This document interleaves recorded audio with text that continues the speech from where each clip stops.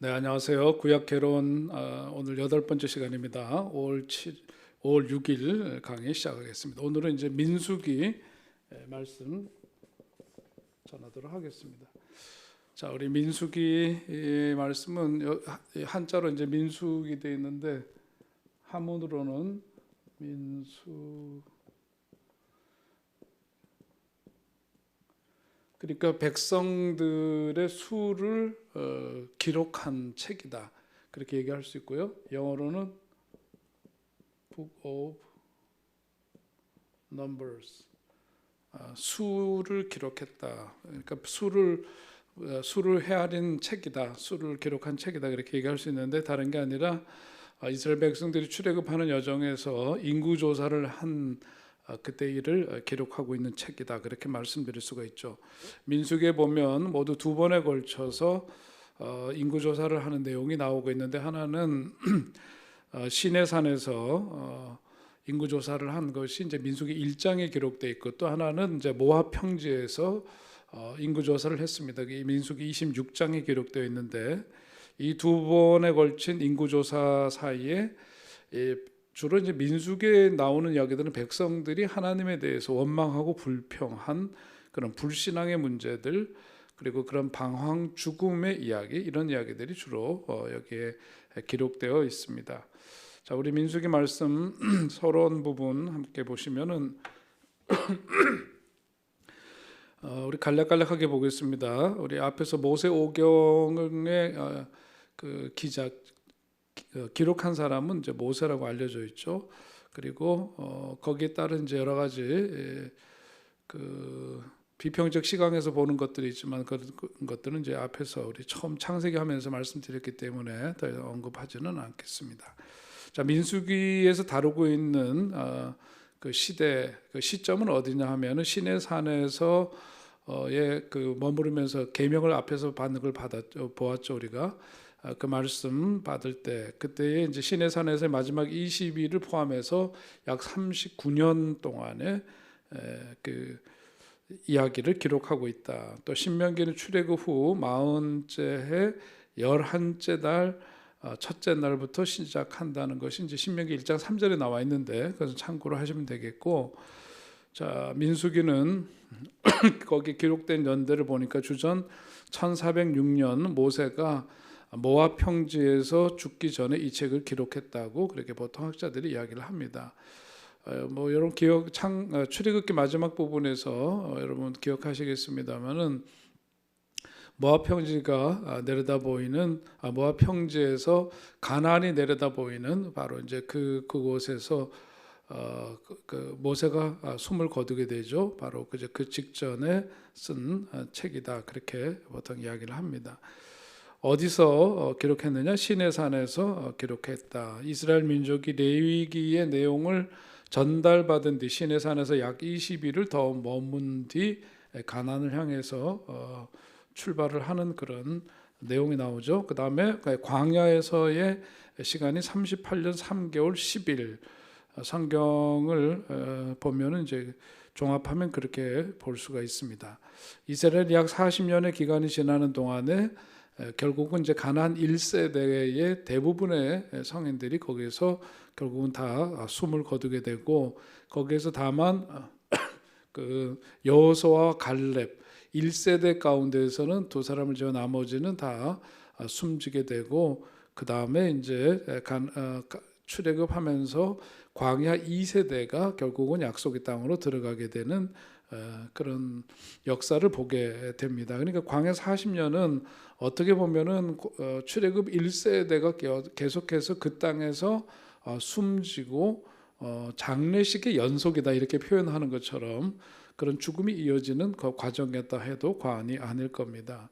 마지막에 이제 모압 평지에 이르러서의 시간이 한 5개월 정도 되는데, 이스라엘이 38년 3개월 10일에 그 방황을 마무리하고 요단 동편 모압 평지에 도착하게 되는 그 과정까지의 이야기들이 이제 민수기에 담겨져 있습니다. 지도를 보시면 거기서 보시는 대로 이제 가데스 바네에 왔을 때 일어난 일이 뭐였죠? 정탐꾼을 보내는 일이었습니다. 정탐꾼을 약속의 땅 가나안으로 보냈고 그들의 보고를 들은 그 이야기가 이제 기록되어 있는데 거기서 보는 대로 그들이 이제 가데스 바네아에서 정탐꾼들로부터의 그 보고를 들은 이후에 그 이후에 거의 40년 동안 광야에서 방황을 하는데 성경에 보면 그들이 어디에 머물렀고 어떻게 이동했는지 그렇게 정확하게 묘사를 전혀 하고 있지를 않습니다. 다만 그 오랜 기간 동안 광야에 머물렀는데 거기 지금 보시는 대로 가데스 바네아에서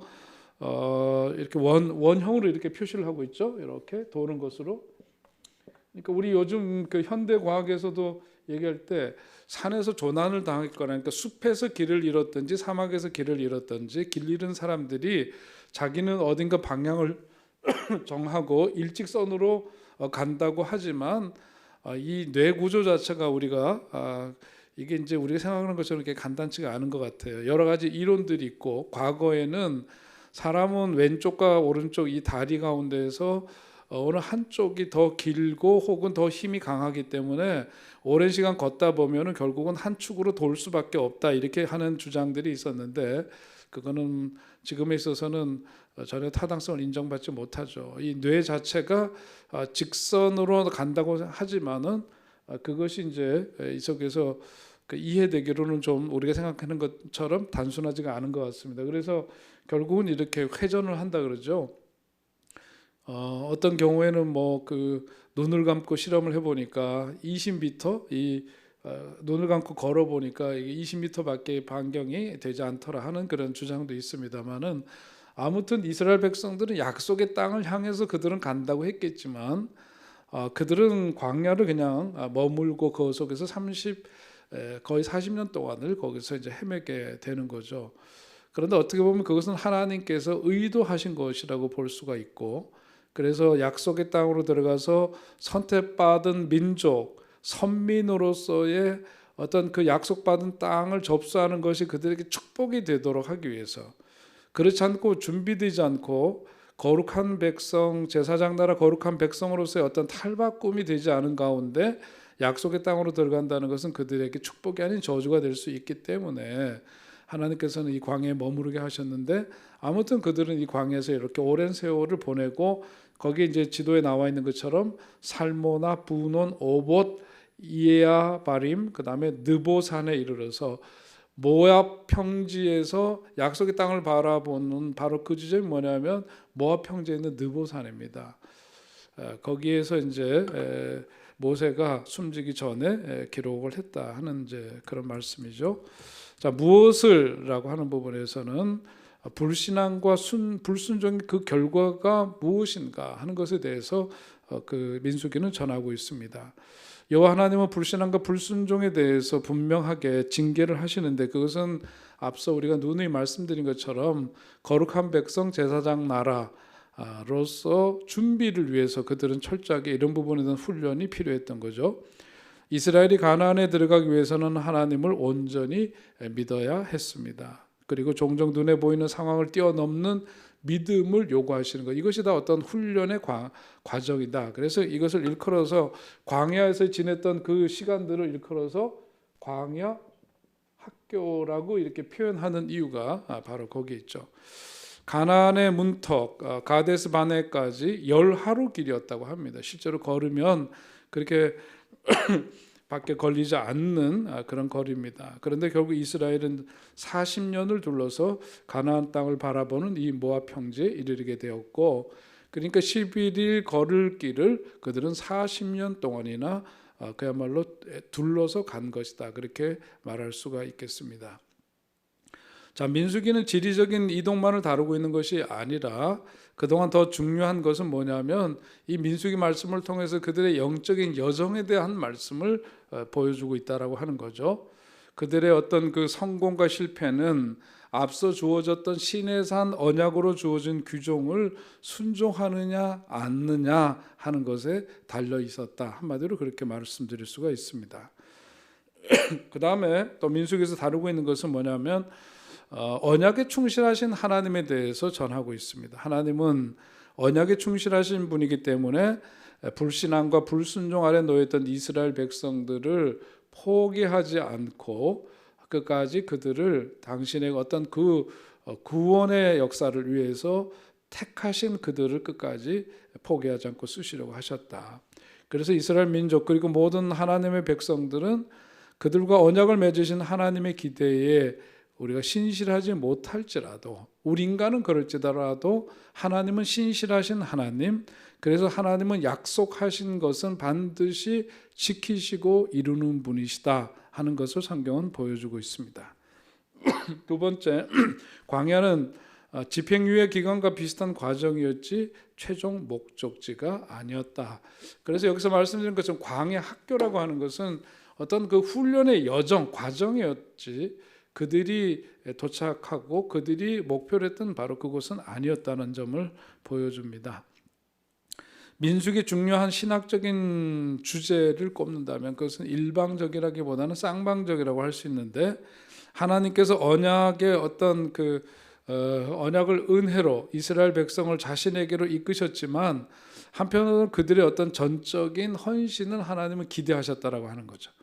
시내산 언약의 조건을 받아들인 이스라엘 백성들은 나중에 어디에선가가 아니라 바로 그 당시부터 언약 조건에 순종할 의무를 지니게 되었다. 그렇게 풀이할 수가 있죠. 자, 그 다음에 민수기에 나타나는 예수 그리스도, 서론 부분에서 우리 항상 구약이 신약의 어떤 예표라고 말씀드리는 일이 있습니다. 그래서 민수기에 나타나는 예수 그리스도를 표징하는 것들이 어떤 게 있을까? 만나를 들 수가 있겠고, 생수가 터져 나온 반석, 그리고 놋뱀, 사람들이 이제 뱀에 물려 죽으니까 놋뱀을 세워서 그것을 보는 사람마다 구원받는 이야기 뒤에 나오죠. 그게 바로 예수 그리스도의 그 구원의 역사를 상징하는 것이다. 그렇게 볼 수 있고요. 그 다음에 발람의 예언을 통해서도 뒤에서 이제 다루게 됩니다. 발람의 예언, 그리고 도피성 제도에 대한 말씀이 나오는데 바로 이제 이런 것이 예수 그리스도를 예표하는 것이다. 그렇게 볼 수가 있습니다. 그 도피성은 보면 베셀이라고 하는 곳, 골란, 헤브론, 그 다음에 게데스, 라못, 세겜 이렇게 6군데에 걸쳐서 있었고, 동서로 이렇게 나뉘어져서 고르게 분포되어 있었고, 각 그 그 지파와 지파 간에 이 6개의 성읍이 위치하고 있는 것을 보면 어디서든지 닿을 수 있도록 하는 그런 배려가 담겨져 있는데, 그 속에서 우리는 예수 그리스도를 거기서 발견할 수가 있다. 예수 그리스도를 예표하는 것이다. 그렇게 볼 수가 있습니다. 핵심 구절은 민수기 14장 22절로 23절 말씀이고, 자, 여기서 보면 거기는 한번 읽을까요? 내 영광과 애국과 광야에서 행한 내 이적을 보고서도 이같이 10번이나 나를 시험하고 내 목소리를 청종하지 아니한 그 사람들은 내가 그들의 조상들에게 맹세한 땅을 결단코 보지 못할 것이요, 또 나를 멸시하는 사람은 한 사람도 그것을 보지 못하리라 하는 말씀입니다. 그러니까 이스라엘, 왜 이런 말씀을 하시느냐? 이스라엘 백성들은 계속해서 하나님께 무슨 일만 있으면 불평하고 원망하는 것이 아주 습관화되어 있었습니다. 그래서 바로가 벽돌에 필요한 짚을 제공해 주지 않게 되었을 때, 그럴 때도 조금 이제 그들이 힘들어지니까 원망하고 하나님을 불평했고, 이스라엘 백성이 홍해와 애국 군대 사이에 갇혔을 때도, 또 마라에서 쓴물을 만났을 때도 그랬고, 그 다음에 이제 신광야에서 애굽에서 가지고 나온 양식이 떨어졌을 때, 그래서 나중에 이제 만나를 주시고 메추라기를 주시는 그런 역사들이 있죠. 르비딤에서 마실 물이 없었을 때, 또 모세가 시내산에서 더디 내려오니까 그 40일을 참지 못하고 송아지 우상을 섬겼던 일들, 시내산에서 출발해서 광야길을 걸어가는 그런 여정 속에, 또 시내산에서 출발해서 광야길을 걸으며 먹을거리가 부족했을 때, 12정탐꾼 가운데 10정탐꾼의 불신앙의 고백을 들었을 때, 이럴 때 다 하나님께 원망하고 불평한 이야기, 그 기록들이 성경에 담겨져 있고, 그래서 민수기는 우리의 삶에 있어서 하나님에 대한 원망과 불평을 하는 이스라엘 백성들을 통해서 우리 자신을 보게 하는 일종의 그런 거울 같은 책이라고 할 수 있습니다. 두 번째 요절 말씀은 민수기 14장 34절입니다. 너희는 그 땅을 정탐한 날 수인 40일의 하루를 1년으로 쳐서 그 40년간 너희의 죄악을 담당할지니 너희는 그제서야 내가 싫어하면 어떻게 되는지를 알리라 하셨다 하라. 참 엄청난 말씀인데요. 앞에 말씀드렸던 그 말씀과 14장 34절 이 두 구절은 이스라엘 백성들이 그야말로 여호수아와 갈렙을 제외하고는 20세 이상 된 성인들 모두가 가나안에 들어가지 못하게 된 그 이유가 되었다는 것을 민수기에서는 기록하고 있는 말씀입니다. 참 중요한 부분이죠. 민수기 20장 12절로도 요절되는 말씀인데요. 여호와께서 모세와 아론에게 이르시되 너희가 나를 믿지 아니하고 이스라엘 자손의 목전에서 내 거룩함을 나타내지 아니한 고로 너희는 이 회중을 내가 그들에게 준 땅으로 인도하여 드리지 못하리라 하시니라. 그러니까 모세와 아론이 가나안에 들어가지 못하게 된 이유가 기록되어 있는 바로 그 말씀입니다. 자, 무엇을 이어서 어떻게입니다. 민수기는 대부분 산문체 설화로 기록되어 있다고 볼 수 있죠. 여호와의 전쟁기, 우물의 노래, 발람의 시 4편이 있고 헤스본의 노래가 시로 기록되어 있는 이런 부분들이 또 문학적으로 보자면 산문체 설화에 의해서 이런 시가 있고, 민수기는 주제에 충실한 선별적인 역사 기록이기 때문에 38년 동안의 그 방황 기간 동안은 거의 기록되어 있지 않고 있다. 우리 내용을 보면 알 수가 있습니다. 자, 왜 기록했느냐? 민수기의 원래 독자는 뭐냐면 가나안의 문턱인 모압 평지에 모여 있던 이스라엘 백성들, 그 회중들을 향해서 쓴 말씀입니다. 민수기는 시내산에서 모압 평야까지의 그 이스라엘의 방황 역사를 더듬어 보기 위해서 기록했고, 앞에서 말씀드린 바대로 또 이스라엘 민족으로는 언약 백성으로서 제사장 나라로서의 정체성을 회복하고 또 하나님만을 신뢰하고 뒤따라야 한다는 사실을 몸으로 배우는 역사적인 과정들, 이런 것들이 나중에 이제 어떤 표본이 되기 위해서 그것을 기록한 책이라고 볼 수 있습니다. 자, 또 민수기는 오늘날 신앙생활을 하는 우리에게 본보기가 되고 거울이 되게 하시려고 기록해 주신 말씀이다. 이거 쉽게 또 우리가 상식적으로 알 수 있죠. 자, 그다음에 이제 본격적으로 민수기 내용으로 들어가 보면, 민수기 전체 주제는 불신앙과 불순종의 결과에 대한 말씀이다. 앞에서 말씀드렸고요. 주전 1444년부터 1405년까지 주전 역사입니다. 그래서 햇수로 40년 동안의 그런 기록, 시내산에서 모압 평지까지에서의 기록이라고 볼 수 있습니다. 출애굽한 지 13개월밖에 되지 않은 이스라엘 민족이 어떤 시험과 성숙의 고통스러운 과정을 통과해야 될 필요가 그들에게는 있었고, 40년간의 그 광야 생활은 그야말로 과거에 그 노예살이하면서 저마다 다 자기 소견대로 살던 사람들이 모인 그들을 그야말로 하나의 민족 공동체로 탈바꿈시키는 그런 과정이었다고 볼 수 있죠. 자, 그 내용으로 들어가 보면 가나안 정복을 위한 1차 시도 1장에서부터 10장 10절까지의 말씀입니다. 자, 이스라엘이 이제 민수기 1장에서부터 4장까지 내용을 보면은 이스라엘 민족의 조직에 대한 이야기인데요. 자, 첫 번째 인구조사를 1장에서 앞에서 언급한 대로 하고 있습니다. 전쟁에 나갈 수 있는 성인 남자의 수를 성경 1장 45절 46절에서 보니까 60만 3,550명으로 계수가 되어 있습니다. 이거는 성인 남자의 수입니다.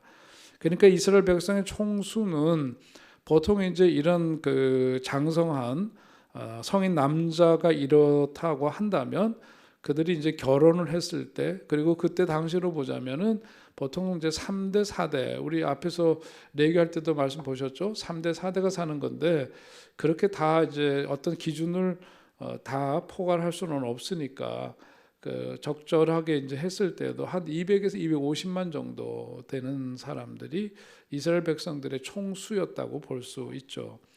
인구조사에서 20세 이상의 남자들만 계수한 것은 인구조사의 목적이 뭐냐면 군사 행동을 하기 위해서 군사적인 특성을 지녔다는 것을 말해주고 있다, 그렇게 볼 수가 있습니다. 레위 지파는 전쟁에 나가지 않고 종교적인 일을 감당했기 때문에 인구조사 목록에서는 포함되어 있지 않다는 것을 민수기 1장 47절로 54절 내용을 보면 알 수 있습니다. 자, 그리고 이제 이스라엘 백성들이 일종의 이제 그 조직을 만들어서 그 행군을 하죠. 그 진영을 짜서 움직이는데 거기에 보면 이제 12지파가 그 머물렀을 때는 동서남북 사방에서 이제 언약궤를 중심으로 해가지고 진영을 이렇게 짜죠. 이런 식으로 해가지고 이제 12지파가 에워싸면서 진영을 짜고 또 나아갈 때는 제사장이 언약궤를 메고 앞을 향해서 나가고 그 뒤를 이제 거기 각 지파별로 가는데 여기에 보면 이제 찬양대가 함께 앞서서 이제 가면 뒤에 이제 지파들별로 따라오게 되는 그런 행군 진영을 갖추고 있었죠. 결국 이거 뭐냐면 하나님은 어떤 하나님? 질서의 하나님이시다는 것을 보여주고 있고 하나님은 성막주의로 이스라엘을 질서정연하게 배치하시고 이 동시에도 그것을 적용하도록 했다는 것을 볼 수 있습니다. 자, 그래서 이제 그 진의 배치를 보니까 동편에는 뭐냐면 유다 족속이 있습니다. 유다 지파는 왕과 메시아로서의 특성을 지닌 지파의 탁월성 때문에 이스라엘 백성들이 앞으로 나갈 때 어디에 가장 선두에 서서 길을 인도하는 역할, 그게 바로 유다 지파죠. 그래서 앞에서도 우리 출애굽기 말씀에서도 함께 보신 것처럼 12아들들 가운데에서 루벤이 장자지만 그가 아버지의 침상을 더럽혔다는 이유로 밀리게 되고 그러면서 넷째 아들인 유다가 가장 이제 선봉장이 되고 그야말로 장자의 역할을 이제 거기서 하게 됩니다. 그것이 이제 진을 배치하는 데 있어서도 마찬가지로 그것이 이제 적용이 되죠. 나손이 이끄는 유다 지파가 제일 앞장섰다고 성경을 기록하고 나손은 룻기에서 다윗 왕의 조상으로 언급되어 있는 바로 같은 인물입니다. 마태복음 1장에서도 예수 그리스도의 조상으로 등장하고 있는 인물 바로 이제 유다. 그다음에 이사갈과 스불론, 이것이 이제 동쪽이죠. 자, 우리 앞에서 우리 성막에 대한 공부할 때도 그랬지만 성막에 들어갈 때 어느 문으로 들어간다 그랬어요? 동쪽 문으로 들어간다 그랬죠. 동쪽이 시작입니다. 그리고 가장 거기가 이제 출입을 하는 관문이 되는 중요한 곳인데 이 동편을 유다를 중심으로 해서 이사갈과 스불론 지파가 맡고 남쪽으로는 루벤, 시므온, 갓 지파가 맡고 그다음에 중앙에는 레위 족속들은 특별히 땅을 차지하지도 물론 않았을 뿐더러 여기서 전투에 참여하는 병사들이 아니죠. 레위 지파는 철저하게 언약궤를 그리고 성막을 운반하고 다루고 지키는 그런 역할을 했던 레위 지파가 이제 중앙에 있게 되는 거죠. 레위 지파는 여호와 그 백성들 사이에 거룩한 것과 속된 것 사이에 일종의 벽을 형성했다고 볼 수 있고 속된 백성이 거룩하신 분께로 나아갈 수 있는 일종의 또한 통로가 되었다. 굉장히 중요한 부분입니다. 이런 레위들의 역할이 무엇인가 하는 것을 보여주는 바로 그런 내용입니다. 벽의 역할을 하기도 하고 통로의 역할이 되기도 했다. 벽이니까 갈라놓는 건데 거룩한 것과 속된 것. 통로가 되는 것은 끊어진 관계를 잇는 거니까 속된 백성과 거룩하신 하나님 거기로 나아갈 수 있는 그런 일종의 통로 역할, 레위들이 맡은 역할입니다. 그래서 이스라엘 진영은 그 중심에 하나님을 왕으로 모시고 있었고 지파 중에서는 레위 지파가 그것을 맡고 있었다. 서편에는 에브라임 지파, 므낫세 지파, 베냐민 지파가 그리고 북쪽으로는 단 지파, 아셀 지파, 납달리 지파가 그렇게 진영을 갖추고 머무를 때는 그렇게 동서남북 사방에 진영을 짜서 머물렀고 아까 말씀드린 것처럼 행군을 할 때에는 순서대로 언약궤와 찬양대를 앞세우고 그 뒤를 따르는 형국이었습니다. 진 배치가 완료되고요. 자, 그다음에 이제 3장 4장에 보면 레위 지파의 조직이 나옵니다. 레위인을 계수하는데 3장 1절부터 39절의 내용을 보니까 모든 레위인이 다 아론의 후손은 아니었기 때문에 레위인이 다 제사장은 아니었습니다. 아론의 후손 제사장들을 제외한 레위인들은 제사장의 명령을 수행하고 제사장들을 도와서 제사라든지 예배 그리고 성막에 관련된 모든 세부적인 일들을 모두 다 성별, 그 거룩한 일로 여겨서 그것은 일반 일과는 철저하게 구별되었고 그런 일을 감당하는 사람들이 바로 레위인들이었다. 그 레위 지파는 그렇게 조직이 되고 그런 일을 수행했습니다. 자, 게르손 자손 거기에 3장 21절서부터 26절에 나오는 거기에 보면 성막 뒤쪽 그 서쪽에 진을 쳤고 성막의 덮개와 모든 휘장을 거기에서 관리했습니다. 레위 지파 가운데서도 게르손 자손이 해야 될 일이죠. 그 다음에 고핫 자손이 해야 될 일은 모세가 속한 가족을 그리고 남쪽에 진을 치고 성막 안에 모든 기물들을 관리하는 역할, 그건 고핫 자손들이 했습니다. 레위 지파 가운데서 무라리 자손이 하는 역할은 북쪽에 진을 쳤는데 성막 안에 모든 기물들을 또한 관리했고, 제사장들은 성소의 입구인 동쪽, 모든 문은 다 동쪽을 통해서 뭐 여러 문이 있다 하더라도 동쪽 문을 통해서 이루어지죠. 예수께서도 나는 문이다 말씀하셨어요. 양은 그 문으로 드나든다. 그러니까 그것을 넘는 것은 뭐라 그래? 도둑이다, 그런 말씀하셨죠. 성소에 이끄는 동쪽에 진을 치고 제사장들은 그렇게 머무르고, 아론들에게는 또 아들 넷이 있었죠. 그 가운데 나답과 아비후는 여호와께서 명하지 않은, 성경에 뭐라고 되어 있어요? 이상한 불이라 그랬죠. 그 하나님이 명하신 불이 아닌 불로 분향을 하다가 죽음을 맞게 되는 그런 비극이 일어납니다. 그리고 남은 두 아들 엘라살과 이다말은 그의 아버지와 함께 제사장 직임을 수행하다가 아론이 세상을 떠난 다음에 엘라살이 그 뒤를 이어서 그 아버지의 역할을, 제사장의 역할을 감당하게 되는 것이죠.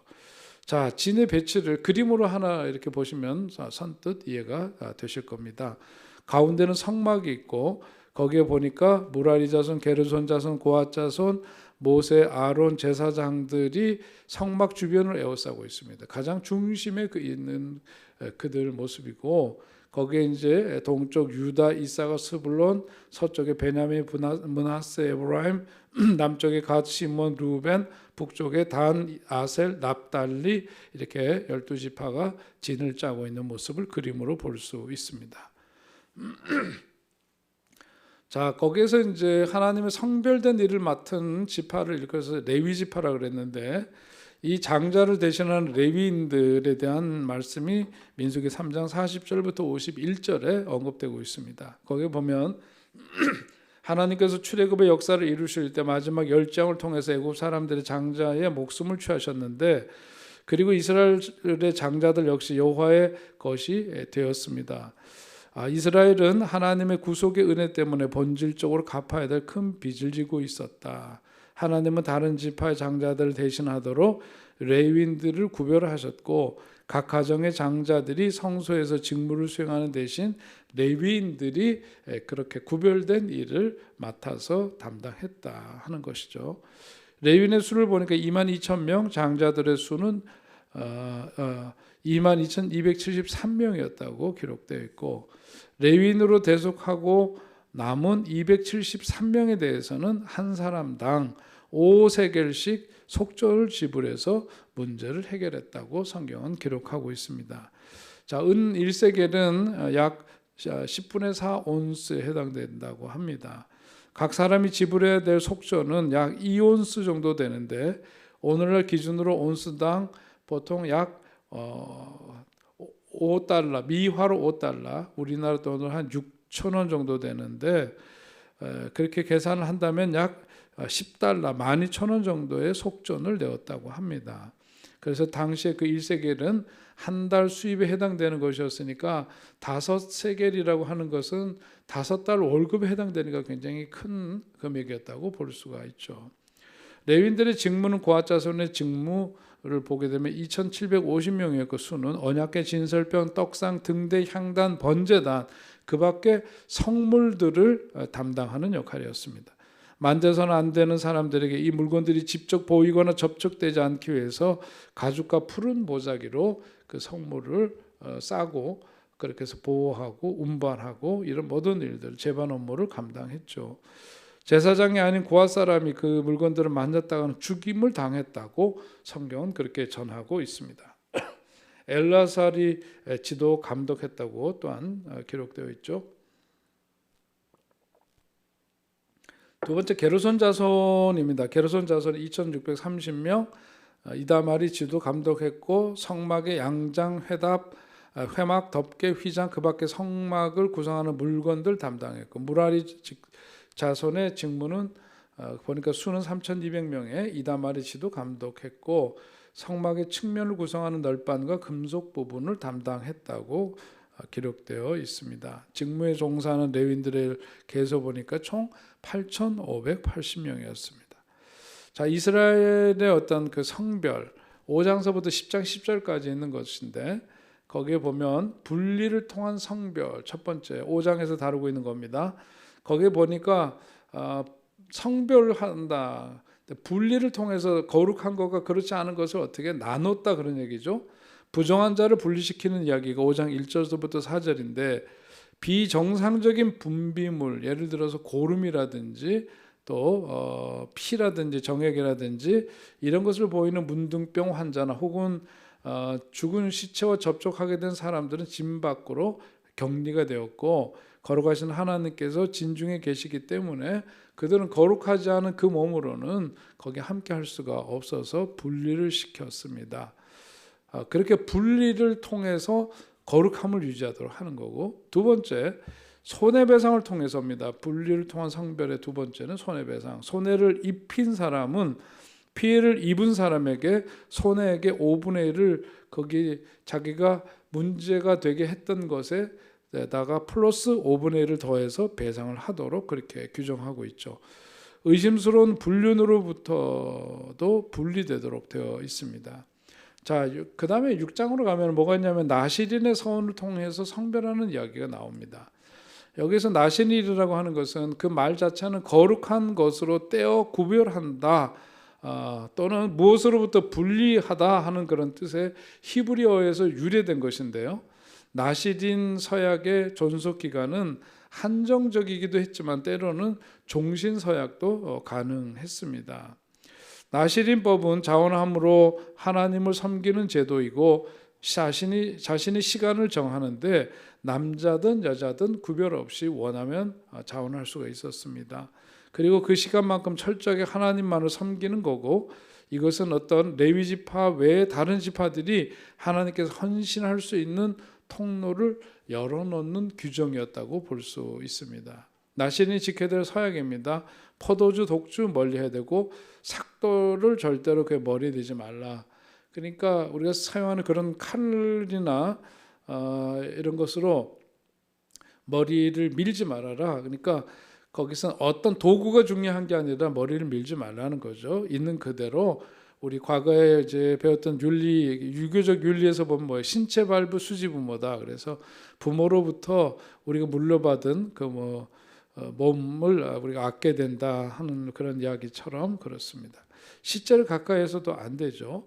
또 나실인의 대표적인 예는 대표적으로 삼손을 우리가 금방 생각할 수가 있죠. 그리고 사무엘도 나실인이었습니다. 이스라엘 자손을 위한 제사장의 축복 기도가 6장 24절부터 26절에 거기에 나와 있는데요. 나실인의 어떤 역할 가운데서 이스라엘 자손을 위한 제사장의 그런 축복하는 내용들 나오고, 7장서부터 9장 14절까지는 또 예배를 통해서 어떻게 성별되는가에 대한 말씀입니다. 이스라엘이 예물을 드립니다. 7장에 성막과 기물들을 옮기는 일을 돕기 위해서 게르손 자손과 무라리 자손들에게 뭐가 제공됐느냐 하면 수레와 소를 제공했다. 운반할 수 있도록 그렇게 했다고 기록되어 있습니다. 자, 고핫 자손들이 옮기는 법궤와 성소에 관련된 물건들은 너무나 거룩하기 때문에 어깨에 메어서 운반하도록 했고, 다윗이 법궤를 수레에 싣고 옮기다가 엄청난 어려움을 겪은 이야기도 성경에 기록되어 있습니다. 레위인이 성별되어 드렸는데 거기 레위인들이 섬길 수 있는 연령은 25세에서 50세까지의 남성들로만 구성되어 있어요. 50세가 넘으면 성막을 섬기는 수비원으로 섬기도록 그렇게 했습니다. 자, 다른 지파 남자들은 20세가 되면 성인으로서 민족을 위해 일을 할 수가 있고, 그런데 레위인들은 20세에서 10년을 더 준비해야만 봉사할 수 있었다고 합니다. 그러니까 태어난 지 1개월만 되면은 거기서 그때서부터 레위인들은 계수가 됐어요. 그렇게 헤아리 카운트가 됐다는 얘기죠. 그 뒤로 30년을 준비하고 그 다음에 20년을 더 일하게 되는 거죠. 30년을 준비하고 20년 일하게. 현역에서 물러나야 하는 지점이 바로 거기에 있고요. 50세 이후에는 30세 이전에 예비 입참자들을 가르치는 계승 작업을 했을 것이라고 그렇게 추측하고 있습니다. 그 다음에 우리 민수기 9장입니다. 9장 1절로부터 14절에 보니까 유월절이 지켜된 이야기. 그건 우리 앞에서 레위기에서도 그렇고 다른 모세오경에서 다뤘던 내용들 넘어가겠습니다. 9장 15절부터 10장 10절 하나님의 인도를 통한 성별을 보면 하나님의 그 인도하심을 통해서 그들을 구별했는데 그 첫 번째가 뭐냐면 구름 기둥으로 그들을 인도하셨다라고 하는 거죠. 하나님의 뜻에 순종하는 길이 늘 편한 것은 아니지만 그 길은 언제나 우리에게 유익함을 보여줍니다. 또 하나님께서는 그들을 인도하시면서 은나팔을 통해서도 인도하셨다는 기록이 나오죠. 나팔소리에 따라서 백성들이 다 모여야 하는지 지도자들만 모여야 되는지 지파들이 행진해야 하는지 등등을 모두 다 이 나팔 소리로 그들은 소통을 했다 하는 기록이죠. 자, 첫 번째 1차 가나안 정복의 실패와 결과에 대한 말씀, 그것이 이제 10장 11절부터 25장 18절에 거기에 나오는 말씀인데요. 자, 그다음에 이제 내용으로 하나씩 들어가 봅니다. 10장 11절서부터 12장까지의 내용입니다. 자, 그들이 거기서 이제 전하고 있는 내용을 보면 가데스 바네아로 가는 도중에 실패 이야기인데요. 이스라엘이 가나안으로 출발한 이야기가 10장 11절 이하에 나오는데 하나님의 영광을 보여주는 구름 기둥이 이스라엘 진영 위로 떠올랐고 이스라엘의 인도자이신 여호와의 임재를 상징하는 언약궤가 제사장들의 어깨에 메어서 선두에 섰습니다. 자, 구름 기둥이 먼저 발언을 하면은 그 다음에 이제 정비를 해서 따라가는데 맨 앞에 구름 기둥이 그 다음에 보니까 언약궤를 앞세운 제사장들 아까 얘기했던 이제 이렇게 그 순서가 세워지는 거죠. 자, 그런데 11장 1절서부터 9절로 넘어가서 거기에 보면은 가나안을 향해서 길을 떠나자마자 이스라엘 백성들은 여호와께서 불을 내리셔야 할 만큼 그들이 원망하고 불평했다 하는 이야기가 성경에 나오고 있습니다. 환경에 대한 그런 불평이었고요. 그들의 불평 내용이 또 하나는 뭐냐면 음식에 대한 불평이었습니다. 우리 출애굽에서도 보았지만은 그들은 뭐냐면 애굽에서 살 때 그야말로 이렇게 몸에 좋다는 정강제 뭐 이런 거 이제 많이 먹고 뭐 그랬던 거죠. 고기 까마 그러니까 가끔 고기도 얻어 먹고 뭐 이랬던 것들. 그러니까 음식에 대한 불평들이 많았고요. 광야길에서 먹을 것이 그렇게 넉넉지 않으니까. 그다음에 삶의 어떤 환경과 조건 이것에 대한 불평이었습니다. 자, 백성들이 그러니까 모세도 참 그 마음이 답답하게 그지 없었을 거예요. 그래서 11장 10절부터 13절에 나오는 말씀을 보면 거기에 이제 그런 내용들이 나오죠. 그 다음에 자신의 삶에 대해서 불평하는 이야기도 14절부터 15절에 나오는 말씀인데 거기 보면 모세가 그래요. 책임이 심히 중하여 나 혼자는 이 모든 백성을 감당할 수 없나이다. 주께서 내게 이같이 행하실진대 구하옵나니 내게 은혜를 베푸사 즉시 나를 죽여 내가 고난 당함을 내가 보지 않게 하옵소서. 그러니까 얼마나 속이 무너지고 아프던지 자기 자신의 삶에 대해서도 불평하는 그런 모습이 나오죠. 하나님께서 해결책을 제시하는 내용이 11장 16절부터 35절에 있습니다. 가장 먼저는 모세의 필요를 채워주시죠. 거기 보니까 몇 명의 장로들이에요? 모두 70명의 장로들이 있었는데 그들을 택하사 모세의 짐을 나눠지게 하신 이야기가 거기에 나옵니다. 소위 말해서 역할 분담을 통해서 그리고 모세에게만 집중되어 있는 어떤 과중한 그 업무를 이제 분산시키는 그런 방법을 취하도록 한 거죠. 하나님의 일은 한두 사람이 감당하기에는 너무나 엄청난 일임에 틀림이 없습니다. 그러니까 하나님의 목적이 이루어지기 위해서는 모든 사람이 다 성령 충만하고 성령의 인도하심을 받아야만 가능한 일이기 때문에 오늘 그렇게 이해를 하시면 좋겠고요. 그 다음에 백성들의 필요를 채우시는 분이다. 자, 백성들의 필요를 채우시는 것, 그래서 어떤 역할을 하셨느냐? 하나님께서는 고기 타령하고 그러니까 뭘 먹였어요?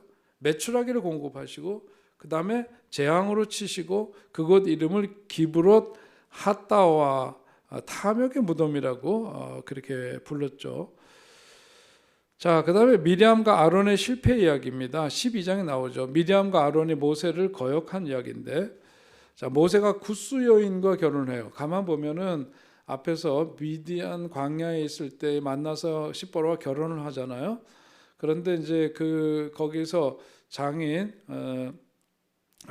장인하고 그 아내 아이는 또 거기에 있다가 게르솜이라는 아들과 그리 두고 어떻게 했어요? 먼저 나와서 이런 여정 속에 있은 나중에 장인 이드로가 딸을 데리고 오죠.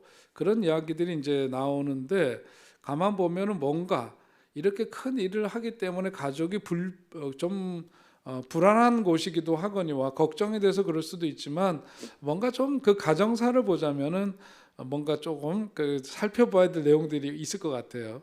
성경은 거기에 대해서 구체적인 어떤 언급을 하고 있지는 물론 않습니다만은 좀 궁금증이 있는 장면이죠. 그래서 그 출애굽 여정 속에 있을 때 어떻게 해요? 장인 이드로가 자기 딸과 손주를 데리고 모세를 찾아오는 이야기. 그리고선 어떻게 합니까? 모세를 만나가지고 혼자 보니까 너무 고생을 하고 힘들게 하니까 어떤 제안을 하죠? 그래서 이렇게 10부장, 100부장, 1000부장으로 나눠서 그 사람들을 관리하도록 하고 혼자 모든 것을 다 그냥 혼자 해결하는 방식을 좀 취하지 않는 게 좋지 않겠나 하는 그런 제안을 하고 또 모세는 그것을 받아들이고 이드로하고 좀 원만한 그런 관계를 맺는 것을 성경에서 이렇게 찾아보면 볼 수가 있는 재밌는 대목이죠. 그런데 이제 모세가 뭐냐면 이런 출애굽 여정 속에 있으면서 구스 여인을 취하게 됐다. 이것은 이제 부부간의 관계 좀 뭐가 그때 당시는 물론 또 아내를 더 둘 수도 있고 이런 관습들이 있긴 했지만 보면은 그런 내용들을 그런 점들을 좀 지적하거나 유추해 볼 수가 있는 대목이 있다 그 얘기예요. 자, 그런데 아무튼 이렇게 되니까 함께 그 출애굽의 여정 속에서 함께했던 이들 가운데 가장 가까운 친척이 누구냐면 미리암, 자기 누이죠. 미리암과 자기 형 이제 아론인데. 미리암과 아론이 모세가 구스 여인을 취한 것에 대해서 잘못을 지적합니다. 그리고 그것은 무슨 은밀하게 얘기한 게 아니기 때문에 결국은 가장 중심적인 지도자, 최고의 지휘자 역할을 하고 있는 모세의 지도력을 깎아내리는 그러한 결과를 빚게 되는 거죠. 불화의 진짜 이유는 보니까 뭐의 문제였느냐면 권위의 문제였다고요. 권위, 그죠? 권위의 문제였다는 것을 말해주고 있습니다. 여호와 하나님의 이름으로 말할 수 있는 권한을 누가 갖고 있는가라고 하는 거죠. 이게 한참 중요한 역할들을 함께 하면서 이 여정 속에 있다 보니까 어느 순간인가 미리암이나 아론 같은 경우에 미리암이 가만 보니까 너 나 없이 이렇게 이런 일을 할 수 있어? 그리고 하나님의 이름을 말할 수 있는 권한 그거에 대해서 모든 이런 영적인 부분을 독점하고 있다라고 모세가 독점하고 있다고 여기는 것에 대한 일종의 반발이었다고 볼 수 있습니다. 결국은 뭐냐면 구스 여인을 취한 이방 여인을 취한 것에 대해서 단순히 문제를 삼은 게 아니라 그 배면에 있는 문제들 하나님은 그 중심도 아시고 그 깊은 속마음을 아시는 분이니까 결국은 그 미디암에 대해서 하나님께서는 징벌을 내리시게 되는 거죠. 하나님께서 하나님의 명령을 수행할 사람을 선택하시며 그 선택에 대해서는 누구도 비난해서는 안 된다 하는 가르침을 분명히 우리에게 주시고 있습니다. 이것은 오늘날에도 적용되는 말씀이죠. 지도력에 대해서 지도자가 소위 말해서 어떤 그 권위라고 하는 것을 잃어버리게 되면 그 다음에 어떤 지도력을 제대로 발휘할 수가 없는 거죠. 이게 이 권위라고 하는 것은 어떤 포지션, 그 사람이 서 있는 자리가 주는 데서 부여되는 어떤 고유한 권위도 있고 이 권위를 존중하고 인정해 주는 회중들이 있어야만 이것이 자기의 어떤 역할을 감당할 수가 있죠. 그런데 자기가 이런 것이 함께 작용됐을 때 그 권위가 힘을 갖고 바르게 역할을 할 수 있는 건데, 이것을 뭐냐면 이쪽에서 어떤 지지를 받지 않고 지금 미리암처럼 지도력을 부정하게 되는 경우 그 권위를 상실하게 되고 지도력은 약화될 수밖에 없는데, 거꾸로 자기는 스스로 지도력, 권위를 내세워. 이걸 뭐라 그래? 권위주의라 그러죠. 권위주의. 이 권위주의는 일종의 어떤 일방적인 것이기 때문에 이 권위주의는 바람직한 것은 아닙니다. 아무튼 오늘 이 말씀 속에서 보니까 결국은 하나님께서 세우신 질서가 있단 말이에요. 하나님이 세우신 질서가 있는데 이 질서에 대해서 반하는 행동을 하게 된 것에 대해서는 하나님께서 어떻게 하더라? 징계를 내리시더라 하는 그런 말씀이죠. 자, 그렇게 되니까 모세가 중보기도를 합니다. 모세의 중보기도가 있고 나서 미디암이 다시 회복되는 이야기가 나오고, 그 다음에 13장부터 14장에 보니까 가데스 바네아서에 우리가 너무 잘 아는 이야기죠. 그 실패 사건이 나옵니다. 정탐을 보냅니다. 13장 내용이죠. 거기 보니까 민수기 13장 1절 2절과의 말씀과는 달리 정탐꾼을 보내는 것은 이스라엘 백성이 먼저 제안한 것이었다 하는 것을 알 수 있어요. 신명기 1장 20절로 23절 거기 내용을 굉장히 중요한 부분이니까 여러분 꼭 거기 읽어보시면 좋겠습니다. 여기서 그들이 먼저 제안한 것이었다. 그러니까 이 계수하는 것 자체가 우리 앞에서도 보았지만 그것은 하나님의 역사하심, 하나님께서 이렇게 풀어가신 역사에 대해서 의심하는 거예요. 그리고 다윗 같은 경우에도 인구 조사를 하면서 나중에 앞불사 그러잖아요. 잘못했구나 그래 회개하죠. 그것은 뭐냐면 자기가 통일한국을 이루고 나서 인구 조사를 하는 것 자체는 뭐냐면 자기가 이룬 왕국이라고 생각했고, 그 백성들을 계수하는 것 자체는 하나님 보시기에 굉장히 교만하고 자기의 어떤 공으로 오늘이 있게 된 것을 자인하는 것으로 보았기 때문에 무섭게 거기에 대해서는 대하시는 것을 볼 수 있죠. 자, 유다 지파의 갈렙과 에브라임 지파의 호세아가 여호수아인데요. 거기에 이제 포함됩니다. 여기 보면 모세는 구원을 의미하는 호세아라는 이름을 여호와께서 구원하신다라고 하는 의미를 가진 여호수아라는 이름으로 그때 바꾸시죠. 그 이름이 구원자, 그거 헬라어로 얘기하면은 구원자는 뭐냐면 그게 바로 예수예요. 예수. 영어식으로 예수인데 바로 이 예수라는 뜻의 히브리어 이름 다 같은 거예요. 여호수아 그리고 호세아 그렇게 그래서 여호수아가 갖고 있는 그 의미가 헬라어로는 예수라고 하는 것. 그래서 자, 정탐 지역은 보니까 남쪽의 신광야에서부터 요단강이 시작되는 북쪽의 르홉에 이르기는 지역을 탐지토록 했다. 자, 거기에 보니까 커다란 포도송이를 장대에 끼워서 가데스 바네아까지 그들이 갖고 왔다고 전하고 있습니다. 자, 보고 내용을 볼까요? 당신이 우리를 보낸 땅에 간즉 과연 그 땅에 젖과 꿀이 흐르는데 이것은 그 땅의 과일이니이다 하면서 그것을 보여주는 장면. 또 그 다음에 두 번째 보고 내용은 뭐냐면 메뚜기.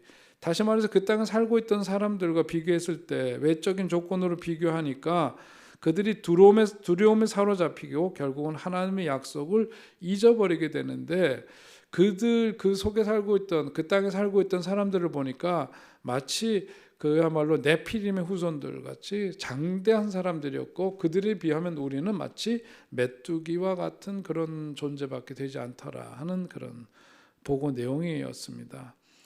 자, 이스라엘의 불신입니다. 14장 1절서부터 전개되는 내용을 보면 모세와 아론, 심지어 모세와 아론 그리고 그런 이들까지도 하나님을 원망하는 마음이 생겼다. 애굽을 떠난 것부터가 후회를 했고, 하나님께서 500여 년 가까이 꿈꿔오신 일을 정면으로 그것은 부정하는 것을 의미하는 것이었다는 거죠. 장애에 부딪히기만 하면 하나님을 불신하고 원망 불평하는 이스라엘 백성들, 새로운 지도자를 요구하고 모세와 아론을 죽이겠다고 위협하는 이스라엘 백성들, 믿음 있는 소수 그는 바로 여호수아와 갈렙 이 두 사람이었다. 그들의 믿음의 보고가 있었다고 성경은 전하고 있습니다. 자, 이 불신의 진짜 대상은 누구냐면 하나님이죠. 모세한테 불평하고 원망하지만은 결국은 하나님에 대한 원망이고 불평인데, 이것은 연인에게 버림받은 사람처럼 모멸감을 누가 느끼셨느냐? 하나님이시죠. 하나님의 대리인인데 그들에게 원망 불평했지만 그 궁극적으로 그 배후에 계시고 실제로 이 모든 일들을 이루어 가시는 하나님에 대한 것이었기 때문에 하나님, 사람도 그러면 자기를 부정당할 때 모멸감을 느낄 텐데 하나님도 그러셨을 거다. 자, 모세 중보기도가 14장 11절서부터 19절, 하나님의 이름으로 일컫는 백성은 하나님께서 평생 그야말로 뒤에서 살펴주시는 AS를 해주신다, 그렇게도 볼 수가 있는데요.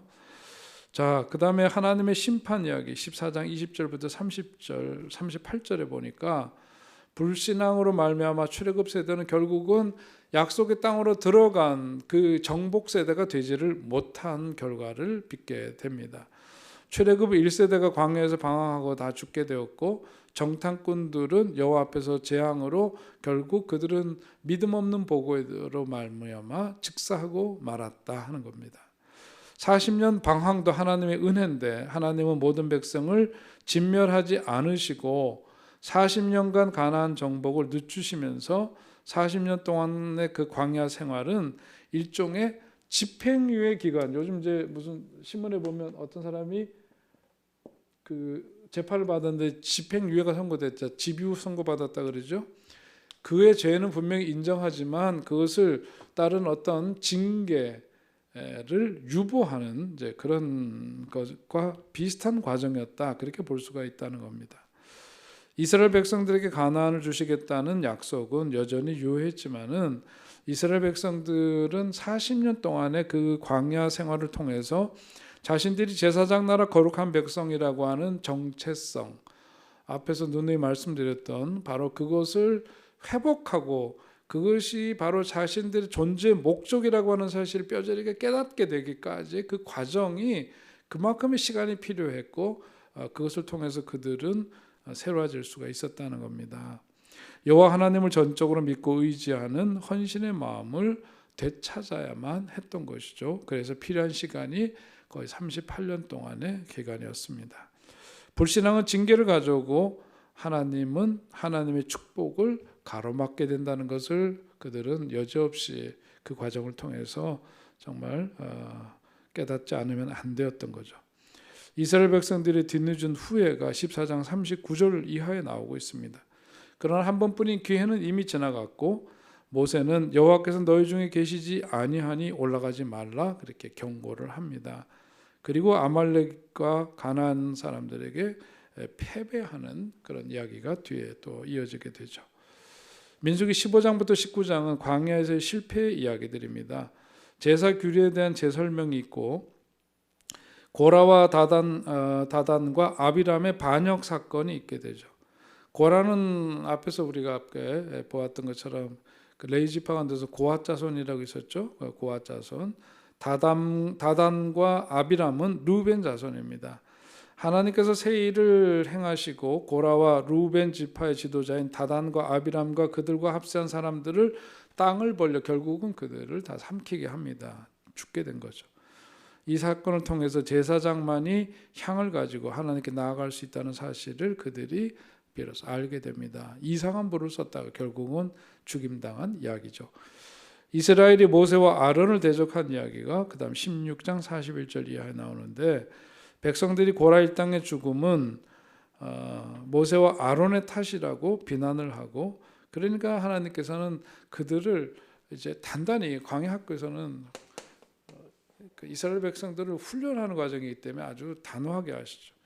하나님께서 그들에게 무엇을 연병을 내리셨다, 병을 내리셨어요. 질병을 내리시고 그 결과 14,700명이 죽임을 당하게 됩니다. 제사장의 임무입니다. 17장부터 19장에 나오는 말씀인데요. 신성한 소명, 다시 말해서 그들은 구별된 백성이고 그런 부르심 앞에 응한 사람들이라고 하는 것을 보여주는데, 아론의 지팡이에서만 싹이 나죠. 12지파 가운데서 지팡이를 다 모아가지고 하는데, 거기에서 아론의 지팡이에서만 싹이 나는데 그게 이제 살구나무 열매, 살구 열매라 그러는데 아몬드라고도 합니다. 그것이 맺혔다. 아론의 그 싹난 지팡이는 하나님을 섬기도록 선택하신 하나님의 주권적인 은혜를 상기시켜 주는 것이기 때문에 언약궤 앞에 두었다고 합니다. 보통 우리는 그 언약궤 하면 그 언약궤는 하나님의 임재를 상징한다 그러죠. 하나님의 임재를 상징하는데, 여기에 이제 하나님의 임재를 상징하는 이제 언약궤 안에다가 뭘 집어넣는다 그랬어요? 십계명하고 십계명 돌판, 그 다음에 아론의 싹난 지팡이, 그 다음에 만나를 담았던 항아리, 이것이 이 안에 있다고 생각하는데, 사실 성경을 엄밀히 보면은 이 언약궤 안에 들어가 있는 것은 십계명 돌판이고, 지팡이하고 항아리는 거기 언약궤 밖에 있었다는 거죠. 아무튼 우리 성경 자세히 보면은 그렇게 기록되어 있습니다. 그 앞에 지팡이를 두었다.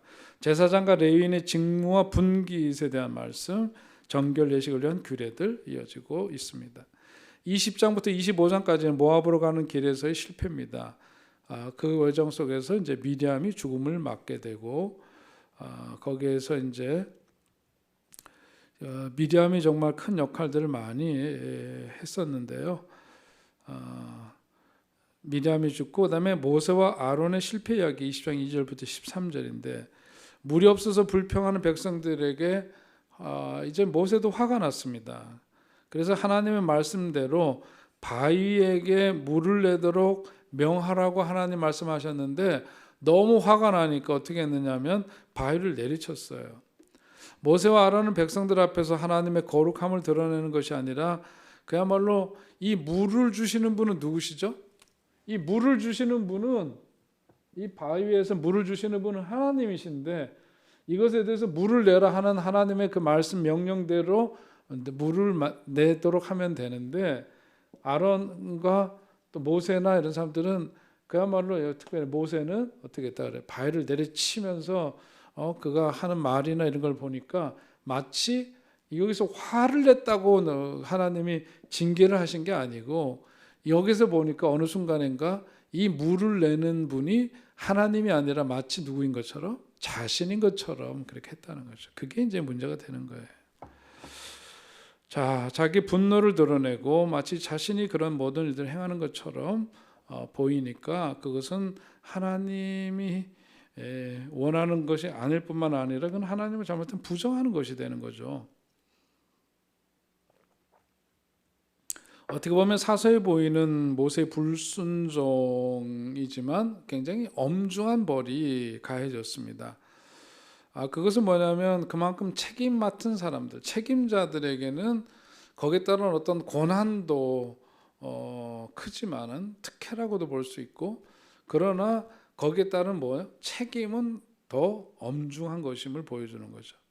더 많은 하나님은 기대를 그에게서 갖고 계셨기 때문에 사소해 보이지만 그런 부분에 대해서 엄중하게 묻는 겁니다. 예수께서는 그래서 물 많이 받은 자에게는 많이 찾을 것이다 하는 말씀의 의미가 바로 그것과 같은 것이죠. 자, 그 다음에 에돔이 이스라엘의 통과를 거부합니다. 아론이 또한 죽습니다. 그 다음에 가나안과 전쟁에서 이깁니다. 자, 그 다음에 이스라엘의 실패의 이야기. 이스라엘이 불평하고 또 그러니까 불뱀으로 심판하고, 그러니까 살 길을 열어주시는데 놋뱀을 바라보는 사람들에게는 다시금 회복의 역사가 있게 되었습니다. 그래서 그 놋뱀은 십자가에 달리신 예수 그리스도를 예표하는 것이다, 그렇게 해석을 하죠. 요한복음 3장 14절에서 말씀하고 있는, 모세가 광야에서 뱀을 든 것 같이 인자도 들려야 하리니라고 하는 그 말씀의 의미가 바로 그것입니다. 모압으로의 여행이 이어지고 요단 동편의 땅을 점령하고, 그 다음에 모압인들로 인해서 실패하는 이야기. 그 대표적인 이야기가 뭐예요? 발락과 발람, 그 이야기죠. 발락이 발람을 찾아옵니다. 자, 발람은 유프라테스 강 북쪽 끝 부돌에 잘 알려진 선지자였고 모압 왕 발락까지 그의 이름을 알고 있었던 것으로 봐서 발람은 당시 그 지역 사회에서는 상당히 유명한 어떤 박사였다, 술객이었다, 그렇게 볼 수가 있죠.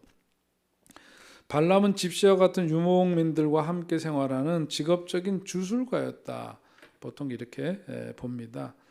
자, 그런데 이제 거기에서 그 발람을 통해 가지고 이제 발락이 이스라엘 저주하게 하려고 그러는데, 나귀가 입을 열어서 말한 사건은 성경에서 유일하게 동물이 말하는 사건으로 기록되어 있는 내용이 거기 있죠. 발람은 결국 이스라엘 습격을 받아 피살되는데, 거기에 보면 결국은 저주를 하라고 그랬지만 그 저주를 할 수가 없죠. 하나님이 개입하시고 이 모든 상황들을 알고 계시기 때문입니다. 성경의 7권에서 발람 이야기를 언급하고 있는데요. 그의 이야기가 이렇게 중요하게 다뤄지고 있다는 것은 바로 어떤 그 이교도 문화에 대한 이스라엘 민족의 관계와 관련된 매우 중요한 사건이기 때문에 그렇다고 볼 수 있습니다. 민수기 22장 41절서부터 뒤에 24장까지 보면 결국은 이 발람이 이스라엘을 축복하는, 발람 왕이 그렇게 꼼수를 부려도 결국은 발람이 이스라엘을 축복하게끔 만드는 것, 하나님의 역사죠. 이스라엘 백성을 향해서 발람이 너를 축복하는 자마다 복을 받을 것이요 너를 저주하는 자마다 저주를 받을 것이라다 하는 그런 축복을 말합니다.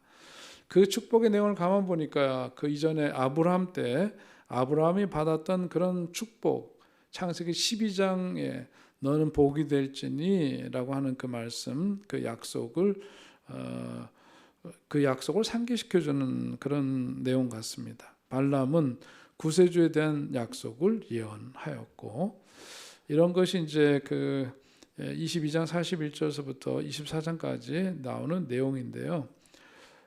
그러니까 결국은 하나님께서는 하나님을 믿지 않는 이방 술객들조차도 도구로 사용하시는 그런 분. 왜? 온 우주를 지으시고 만유의 창조주가 되시고 만물을 섭리하시고 다스리시는 분이니까, 거기는 우리 인간사에서 하나님을 믿느냐 아니냐 그러지만 믿으나 안 믿으나 다 하나님의 피조물이고 하나님의 섭리는 구석구석 미치지 않은 곳이 없기 때문에 그렇습니다. 25장입니다. 이스라엘이 모압의 범죄에 동참을 하게 되죠. 그래서 이스라엘이 간음을 행하고 뭐 이런 이야기들이 나옵니다. 거기 잘못하면은 결국은 그에 따른 징계를 받게 되죠. 그 일로 인해서 24,000명이 연병으로 죽었다. 비나스가 연병을 그치게 한 이야기, 이스라엘이 미디안을 멸해야 하는 이야기 그 다음에 나오고, 자 2차 가나안 정복을 위한 준비의 이야기, 그것이 26장부터 36장까지 나오는 내용입니다. 이스라엘의 재조직 26장 27장 거기에 보면 두 번째 인구조사가 처음 민수기 시작할 때 말씀드린 것처럼 두 번째 인구조사가 실행이 되죠. 인구의 총수를 보니까 거의 그때랑 지금 다르지 않습니다. 1800명 정도밖에 차이가 나질 않고요. 시몬 지파의 경우에는 59,300명에서 22,000명으로 죽었는데, 그것은 바로 바알볼 사건에 연루되었기 때문에 그래서 결국은 죽임을 당한 결과로 해석할 수가 있습니다. 땅 분배 방법에 대한 이야기가 26장 52절 이하에 나오고는데요. 땅 분배 방법이라든지 그것이 제시되는데, 이미 아시는 것처럼 레위인들은 기업이 없다고 했습니다. 9세대는 기업이 없고요. 기업을 나누는 특별법에 대한 말씀이 있는데, 아들이 없을 경우에는 딸들이 아버지 유산을 상속받을 권리를 갖는다. 뭐 그 시대로 보자면은 다른 곳에서는 있을 수 없는 그런 법입니다. 이런 것이 거기에 또 체결되어 있고요. 메소포타미아 법률은 딸들에게는 전혀 가산 상속의 기회를 주지 않았고, 그것은 아마 그때 당시로 보자면 동서양이 다 같았을 거예요. 그런 점에서는 특별함이 있습니다. 새로운 지도자를 임명하고요. 제사와 서원에 대한 규정이 28장부터 30장에 나오는데, 희생 제사를 드리는 그 규정들, 매일 드리는 제사, 매주 드리는 제사, 그 다음에 매월 드리는 제사, 매년 드리는 제사, 이렇게 희생 제사에도 여러 가지로 나눠서 볼 수 있는데 거기에 따른 규정이 거기에 나와 있죠. 유월절, 무교절, 칠칠절, 나팔절, 속죄일, 장막절에 대한 그 절기에 따른 내용들, 서원에 대한 규례, 이것이 이제 30장에 나오고요. 그 다음에 이스라엘의 정복과 영토를 분할하는 이야기가 31장부터 36장에 나옵니다. 31장에 미디안과의 전쟁에서 이긴 이야기, 32장에서는 요단동 편지역을 분할하고 33장에는 이스라엘의 여정을 그때까지 여정을 요약한 내용이 거기에 나오죠.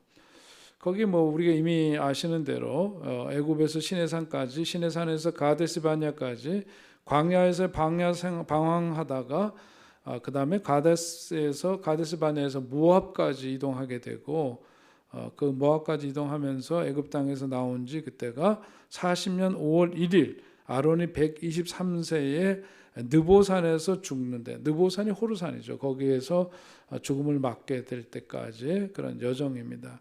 그 40곳의 지명을 소개하고 있는데 현재는 정확한 위치가 어디인지를 대부분 그 지명이 바뀌었기 때문에 확인할 수가 없습니다. 요단 서편 땅의 분할 원칙에 대한 게 33장부터 34장에 나오고요. 레위인들의 성읍에 대한 이야기가 나오죠. 레위인들의 성읍은 레위인들은 땅을 얻을 수 없었지만 6개 그 도피성을 포함해서 전 지역에 걸쳐서 48개 도시가 레위 지파에게 속하게 됩니다. 땅을 소유하지만 못했을 뿐이죠. 도피성이 있습니다. 도피성은 앞에서 언급드린 대로 살인 혐의를 받은 사람들에게 일시적인 피난처를 제공해 주기 위해서 마련된 것입니다. 그것은 의도적인 살인은 해당되지 않고 부지불식 간에 실수로 사람을 죽였을 경우에 재빨리 도피성으로 들어가면 거기서 보호받을 수가 있도록 하는 그런 제도였습니다. 앞에서 다 그건 언급드렸어요. 요단 동편, 서편이 각각 3개씩 공평하게 나눠져 있었다는 것, 또 살인을 저지르는 사람이 판결을 내린 대제사장이 세상을 떠날 때까지 일종의 가택연금 상태로 도피성에 계속 머물러 있었고 그런 제도였습니다. 가해자가 정해진 기간 이전에 도피성을 떠나면 복수를 당해 죽을 수도 있었다고 합니다. 도피성의 위치가 지도에 나와 있는데요. 여러분 꼭 참고로 보시기 바랍니다. 가나안 땅 상속 과정의 특별한 문제들은 슬로브와 딸들이 받은 유산에 대한 이야기 나오죠. 부모의 유산을 상속받은 딸들은 자기 지파의 종족에게만 시집을 가야 했는데 이렇게 해서 각 지파는 가나안 땅에서 가나안에 처음 분배받은 땅을 보존할 수가 있었다. 타 지파들하고 하면 이게 이제 복잡해져. 그 소유권 문제 때문에 그러한 원칙을 갖고 있었다 하는 이야기입니다. 자, 오늘 이제 민수기 말씀 정리하면서요. 이 민수기를 오늘 나에게 주신 이유, 없는 것과 있는 것. 그러니까 백성들이 민수기에서는 계속해서 원망 불평하는 내용이라 그랬죠. 그러니까 어찌하여 그런 거예요. 어찌하여 애굽에서 이끌어내어 이렇게 고생하게 하는가. 먹을 것도 없고 마실 물도 없고 이렇게 불평하는 내용들. 겉으로 볼 때는 백성들의 말이 맞는 것처럼 보이지만 하나님은 언약에 신실하신 하나님이신데 그래서 불신함과 불순종으로 가나안 정복의 기회를 잃어버린 자신들을 다시 광야길을 통해 빚으시고 다듬으셔서 가나안의 문턱에 세우시는 크고 위대하신 하나님을 기록하고 있는 책이다. 자, 그렇게 그것이 그들의 이야기가 아니라 오늘 우리들에게도 신실하신 그 하나님, 있고 없고에서 그 없고에 따른 불평과 불만으로 살아갈 게 아니라 우리를 위해 주신 약속의 말씀 붙들고 우리는 살아야 한다. 이해할 수 없는 하나님, 이해되는 하나님.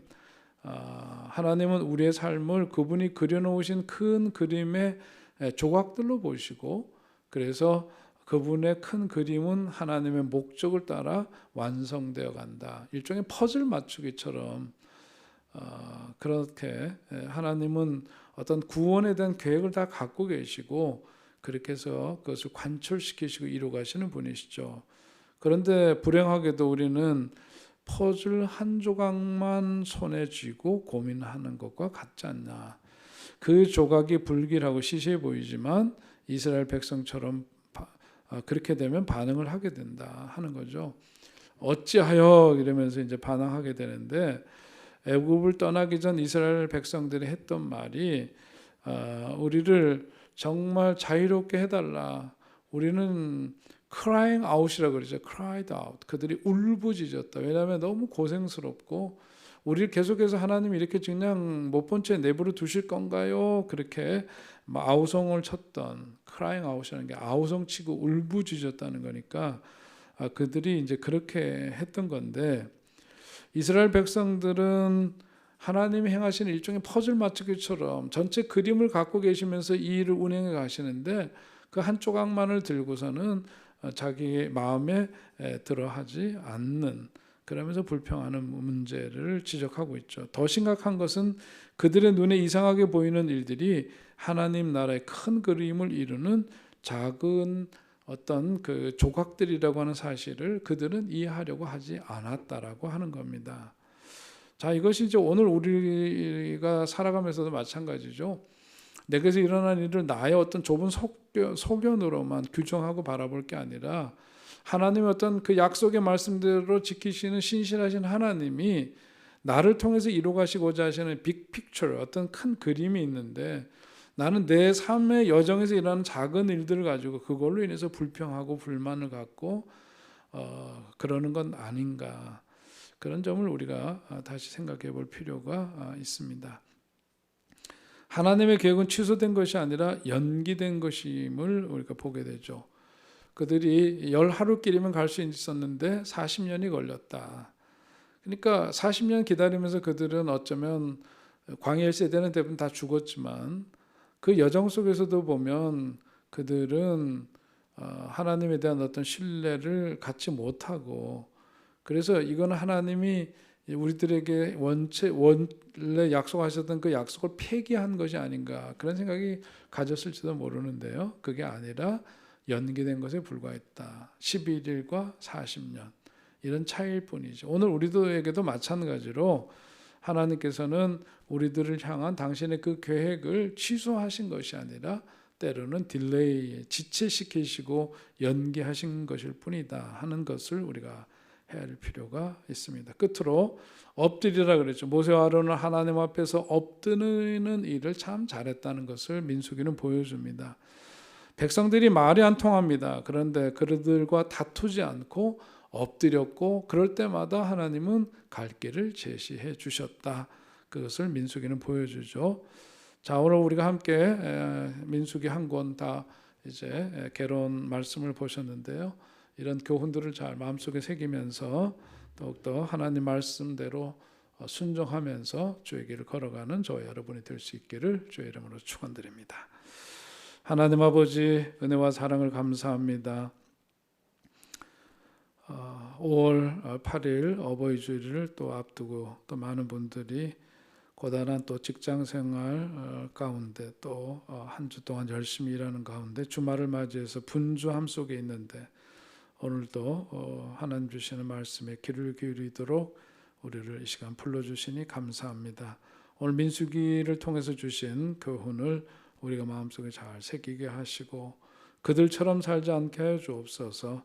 거룩한 백성으로서 제사장 나라 거룩한 백성으로서의 우리 자신이 살아갈 수 있도록 순종의 삶을 살아가는 우리들 되게 하시고 하나님의 그 큰 그림 다 헤아릴 수 없을지라도 하나님을 철저하게 신뢰하고 믿고 끝까지 우리의 모든 것을 선한 길로 인도해 주시는 주님을 신뢰하면서 나아가는 우리들 되게 하여 주시옵소서.